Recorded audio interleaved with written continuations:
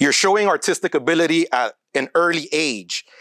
Now, how old are you when you first noticed graffiti or it comes into your consciousness? Was it hip-hop videos, movies? Yeah, so the first time I got into actually thinking about graffiti or just seeing it, honestly, just seeing it, was probably 6th grade.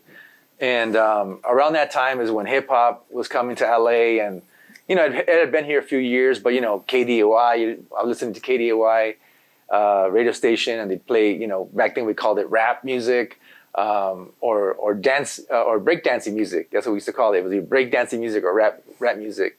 And I wanted to be a b-boy. That's what I wanted to be. I didn't think I was going to be a graffiti artist.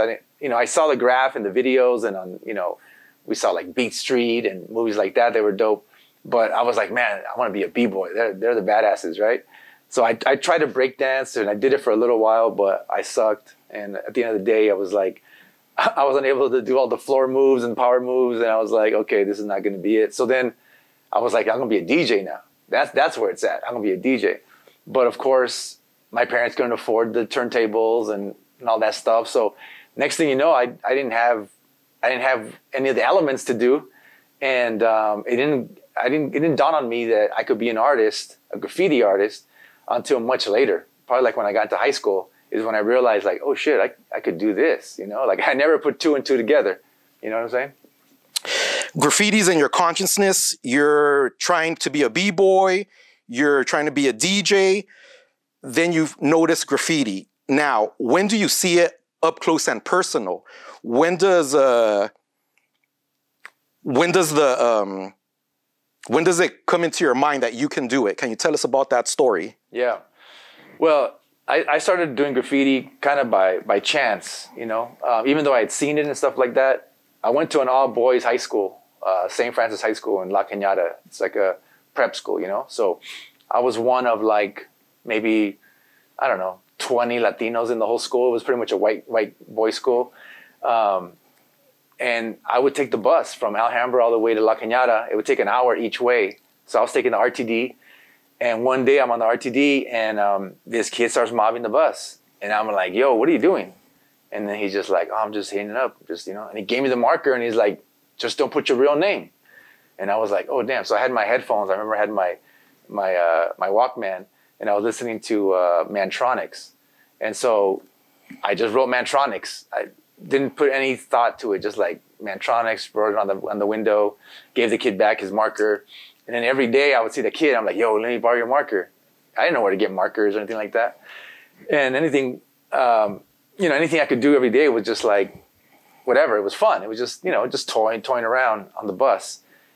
But then one day I realized this kid in my class was also doing graffiti. And I hit him up. I was like, yo, you know, what's up with this, you know? So he's like, well, we should go on the street and do it. And I was like, all right, you know, let's get some spray cans. So then I borrowed his spray cans the first time. We went out, just did some stupid mobbing.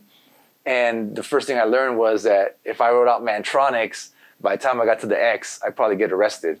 So I was like, okay, I can't be doing Mantronics, you know? So I cut it down to the first 3 letters, Man, M-A-N.